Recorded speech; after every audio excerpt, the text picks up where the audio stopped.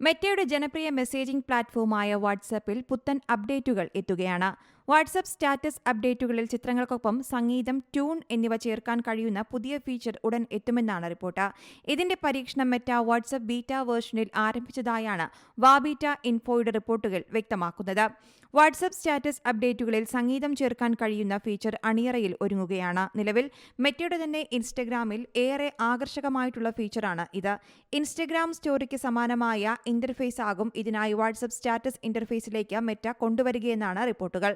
വാട്സാപ്പിന്റെ Android, iOS beta വേർഷനുകളിൽ ഈ feature ലഭ്യമായി തുടങ്ങിയിട്ടുണ്ട്.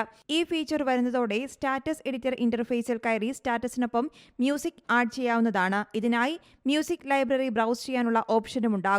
ഇൻസ്റ്റഗ്രാമിലുള്ള അതേ ഫീച്ചർ തന്നെയാണ് ഇത്. സ്റ്റാറ്റസിനായി സ്വീകരിക്കുന്ന സംഗീതത്തിന്റെ ആർട്ടിസ്റ്റ്, ട്രെൻഡിംഗ് ട്രാക്ക് തുടങ്ങിയവ ഇതിൽ അറിയാനുമാകും.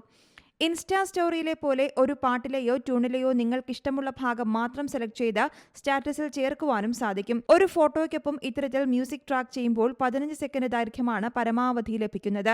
അതേസമയം വീഡിയോ സ്റ്റാറ്റസുകളുടെ ദൈർഘ്യത്തിൽ വ്യത്യാസമുണ്ടാകില്ല. സമീപകാലത്ത് ഏറെ പുത്തൻ അപ്ഡേറ്റുകൾ അവതരിപ്പിച്ച് വാട്സാപ്പിനെ കൂടുതൽ യൂസർ ഫ്രണ്ട്ലി ആക്കാനുള്ള മെറ്റയുടെ ശ്രമത്തിന്റെ ഭാഗമാണ് ഈ നീക്കവുമെന്നാണ് റിപ്പോർട്ടുകൾ വ്യക്തമാക്കുന്നത്.